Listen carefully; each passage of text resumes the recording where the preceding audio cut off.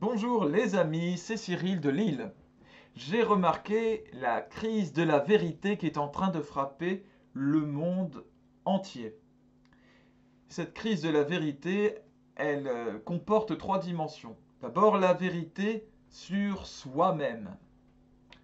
Ensuite, la vérité sur les autres et sur notre rapport aux autres.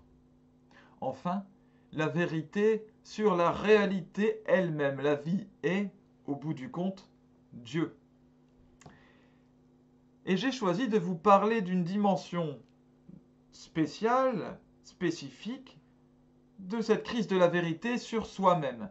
Cette dimension-là, c'est celle de la théorie du genre, ce qu'on appelle aux États-Unis le gender, c'est-à-dire cette théorie qui dit qu'il n'y a pas de sexe déterminé en fonction du sexe de naissance. Donc ce n'est pas parce que je suis né homme que je sois obligé de devenir un homme. Une femme n'est pas obligée de devenir une femme, elle peut changer de sexe, selon cette théorie.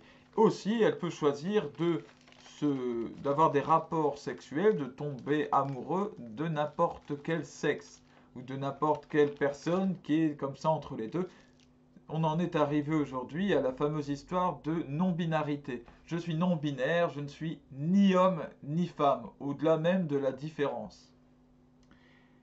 Alors, je vais m'expliquer maintenant pourquoi cette théorie est une structuration et une manifestation physique d'un mensonge. Bien, pour parler d'un mensonge, il faut parler de la vérité. Il y a des différences naturelles. Vous êtes né, je suis né avec une couleur de peau particulière, avec une taille, un poids, des handicaps ou un handicap ou pas de handicap, avec des particularités physiques ou psychiques qui d'ailleurs ne sont pas forcément des handicaps, mais qui font qu'il y a des différences. Et ces différences, l'Église nous enseigne, et puis même la bonté même humaine nous enseigne qu'elles sont à respecter. L'homme doit faire avec et avancer vers le bien commun, vers la vertu. Et donc, avec ces particularités qu'il a, avec son handicap, avec cette couleur de peau, avec je ne sais quoi d'autre, eh bien, il sera aimé par sa famille, deviendra citoyen de son pays, et il deviendra même citoyen du monde, avec ce qu'il est, avec ce qu'il a. Ça, si vous voulez, c'est le message donné par l'Église, c'est le message donné par le Christ Jésus, c'est le message donné par l'amour, tout simplement. La théorie du genre, elle vous dit non. Non, il ne faut pas accepter ça.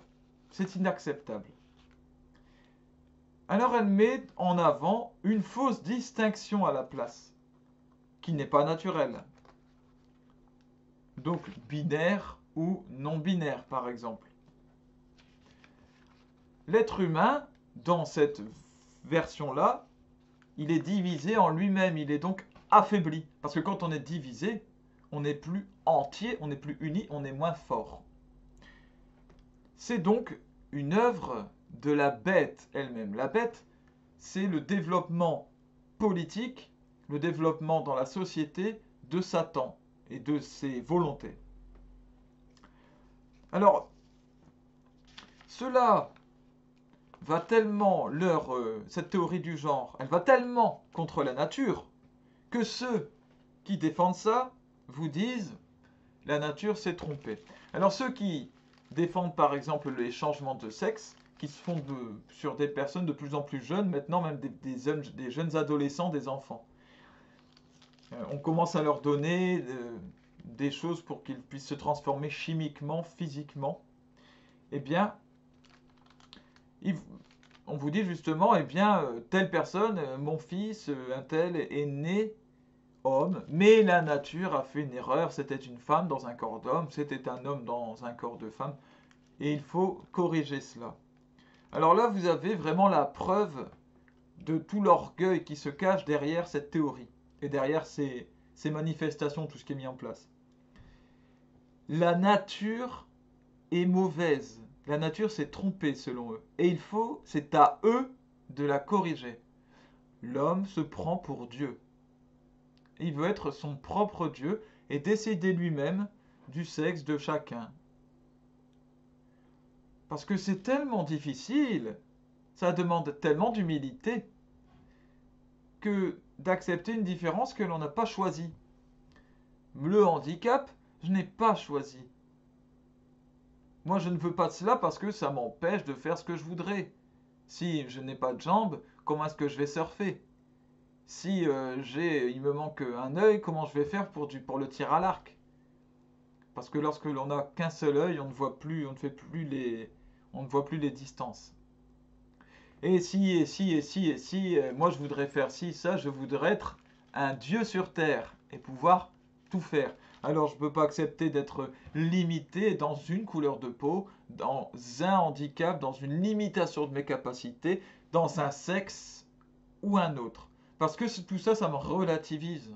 Et moi, je veux être un absolu.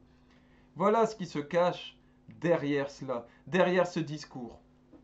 Et on retrouve là la tentation du serpent tentateur des origines, à Adam et Ève. Dieu vous a dit de ne pas manger de ce fruit de la connaissance. Mais moi je vous dis, mangez-le, vous serez comme des dieux.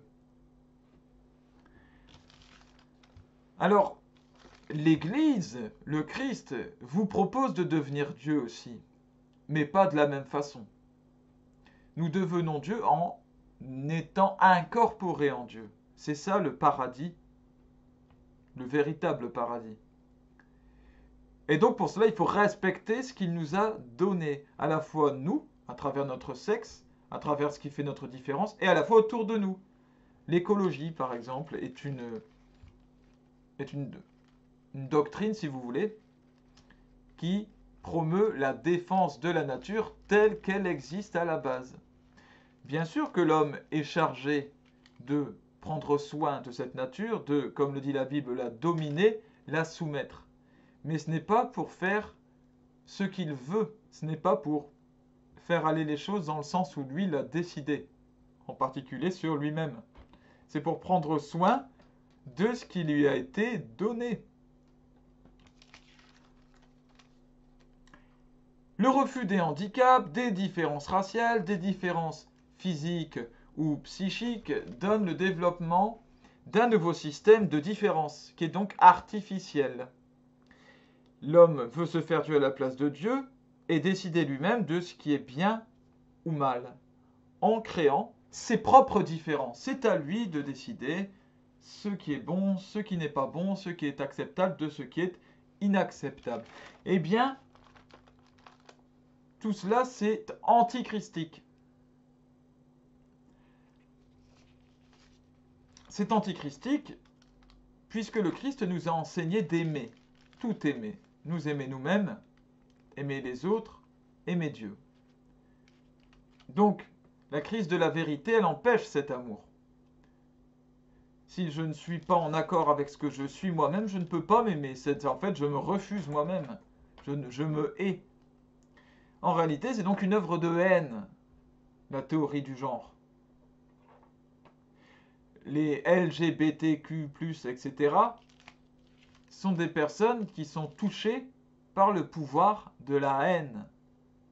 Le démon les fracasse, le démon les divise et il les met en pièces. Et eux ont l'impression de se construire et de devenir vraiment des gens bien, peut-être selon cette société.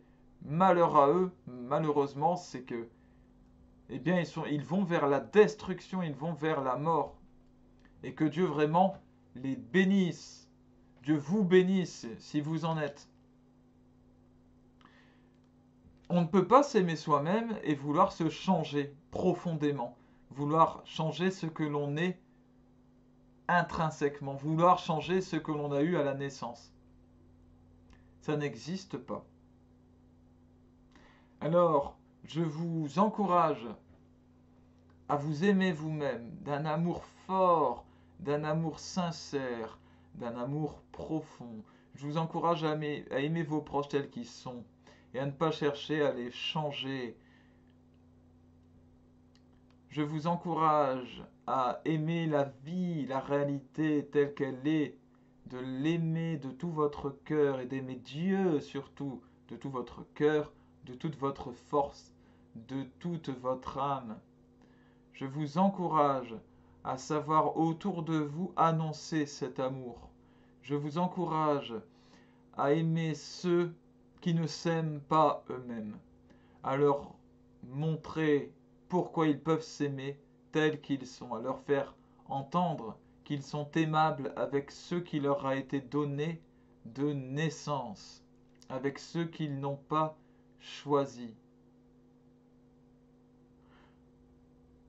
Je vous encourage à prendre soin en particulier de ceux qui sont autour de vous, de vos proches, de faire attention à vos enfants, à ce qu'on leur dit, à ce qu'on entre dans leur tête. Veillez à ce que l'amour reste en eux, l'amour d'eux-mêmes, l'amour de la vérité, l'amour de ceux qui sont autour de l'amour des autres.